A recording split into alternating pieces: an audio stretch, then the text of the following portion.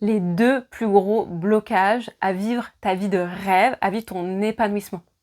Bien sûr que quand on n'est pas en train de vivre sa vie de rêve, quand on n'est pas, pleinement épanoui dans sa vie, quand on sent qu'il y a des blocages, des résistances, que ce soit dans les relations, que ce soit dans son métier, quand on est entrepreneur, que c'est pas fluide, on a l'impression que ça fonctionne pas, que notre vie elle est bloquée.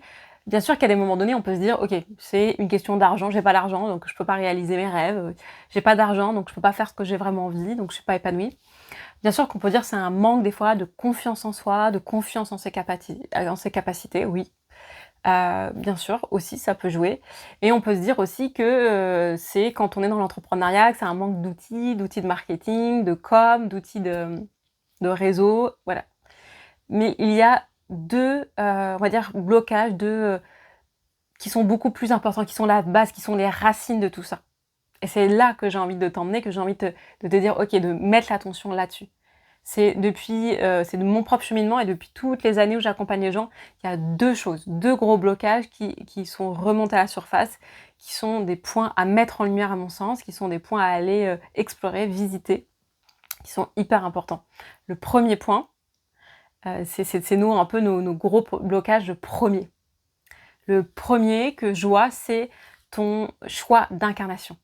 C'est ton oui à la vie. C'est à quel point tu as choisi d'être ici maintenant.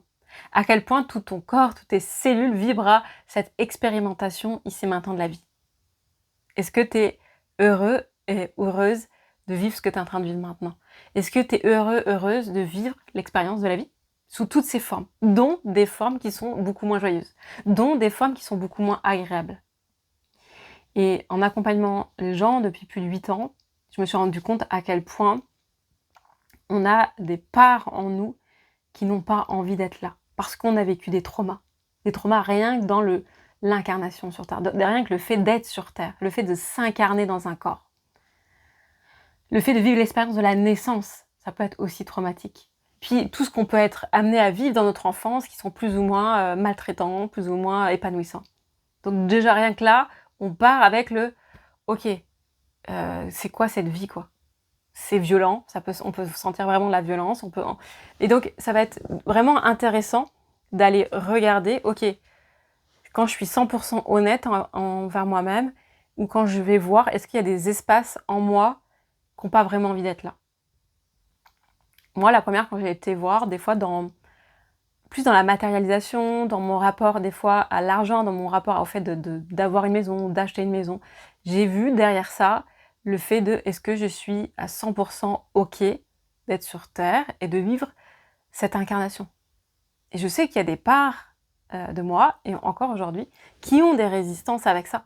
Que j'ai pris conscience et je sais que ça va bouger, c'est un train déjà, mais ça prend du temps d'aller voir, d'aller revoir ça, de dire: «OK, est-ce qu'il y a des espaces en moi qui ont pas du tout envie d'être là?» C'est vraiment les moments où on va perdre du sens à la vie. On se dit: «Mais c'est quoi ce sens? Qu'est-ce que je fais là? Où est-ce que je vais? Qu'est-ce que j'ai envie?» Et ça va être hyper précieux de se dire: «OK, je vais mettre mon attention là-dessus. Je vais mettre mon attention là-dessus parce que je vais aller voir pour aller connecter à ces espaces en nous». C'est des espaces qui ont besoin d'être vus, d'être reconnus, dans leurs, blessures, dans leurs traumas, dans leurs, souffrances, pour que ça leur donne envie de, vivre pleinement ici et maintenant. Et c'est quand on choisit cette pleine incarnation, sur terre, ça va aussi demander de sortir de ces espaces de fuite. Donc des fois, nos espaces de fuite, ça peut être les addictions qu'on peut avoir, toute forme, tout type d'addiction, hein, que ça soit des addictions, à des substances, des addictions, au sexe, des addictions à l'argent, des addictions, des fois même aux réseaux sociaux. Toutes ces formes d'addiction-là, c'est une fuite, c'est parce qu'il y a des espaces ou des moments on a de la difficulté à vivre. On a de la difficulté à vivre avec nos émotions, on a des difficultés à vivre des fois avec ce qui est là. Et en fonction intérieurement de ce qui est là, ce oui à la vie, on va avoir de la difficulté à vivre sa vie de rêve dans la matière, en tout cas. Moi, je sais que pendant des années, j'ai été beaucoup plus dans la spiritualité parce que ça me paraissait plus doux, plus joyeux, que c'était plus en lien avec qui j'étais que des choses très matérielles, où c'était plus difficile pour moi avant. Et une fois que j'ai entre guillemets «fait la paix», où j'ai fait ce chemin de réconciliation avec la matière, avec tout ce qui se joue aussi sur terre, de bon comme de pire, s'il y a quelque chose qui s'est apaisé en moi. Donc voilà, c'est le premier espace à aller voir. Le deuxième espace, c'est à quel point je suis capable de recevoir de l'amour. À quel point je reçois la vie dans toute sa waouh, dans toute son abondance à chaque instant. À quel point je m'aime. À quel point je suis OK de recevoir cet amour. Et c'est aussi intéressant parce que ça se manifeste dans notre quotidien par plein de choses, par des regards, par des choses, par quelqu'un qui te fait un sourire dans la rue, ça peut se manifester par quelqu'un qui a envie de t'offrir quelque chose, comment tu sens quand on te fait un compliment, comment tu te sens quand on t'offre un cadeau, est-ce que c'est juste super joyeux ou est-ce que tu te sens mal à l'aise? Et c'est tout cet espace-là, c'est à quel point tu t'offres aussi le meilleur dans ta vie. À quel point tu es capable de dire « Oh non, je vais changer de matelas parce que je me sens pas hyper confort dessus. » Ou tu te dis « Oh non, là franchement, je sais pas trop, c'est un peu ric-rac, je sais pas si je vais mettre mon argent là. » Est-ce que tu mets ton argent aussi pour prendre soin de toi? Est-ce que tu mets ton argent parce que tu es ta priorité? Et donc tu vas faire des choix en fonction de l'amour que tu te portes et dont tu te respectes ou pas. Et ça va être hyper intéressant aussi d'aller explorer les espaces où tu es encore en train d'être OK avec des espaces qui prennent pas soin de toi.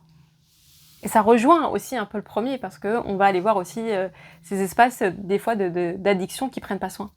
Des fois dans certains espaces d'addiction, c'est vraiment des espaces de destruction, d'autodestruction sur certains.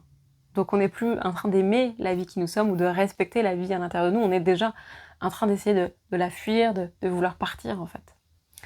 Donc voilà vraiment les espaces qui sont importants à mon sens d'aller voir parce que c'est des espaces qui peuvent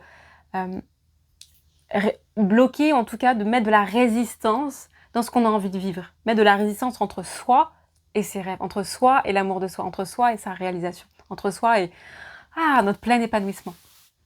Voilà un peu ce que j'avais envie de vous partager aujourd'hui. Dites-moi si ça résonne pour vous, comment vous vous sentez à l'aise avec votre oui dans la vie et à quel point vous vous aimez, vous sentez cet amour circuler, que vous êtes capable d'accueillir l'amour en fonction en effet de ces degrés-là. Il y a des espaces où ça va être plus facile que d'autres de recevoir sur certains aspects et combien on peut recevoir et comment ça se manifeste à nous dans notre vie. Que ce soit dans les relations avec quelqu'un, d'être en couple, dans la facilité d'être en couple, que ce soit dans son entreprise, dans la façon de recevoir, que ce soit dans notre quotidien, dans notre lien avec les autres, dans notre joie à partager, à offrir, à recevoir et à manifester sa vie de rêve, en tout cas d'aller vers ses rêves et de les réaliser. Voilà ce que j'avais envie de vous partager. Dans la joie de lire vos retours, je vous embrasse bien fort et je vous dis prenez bien soin de vous. Je vous dis à tout bientôt.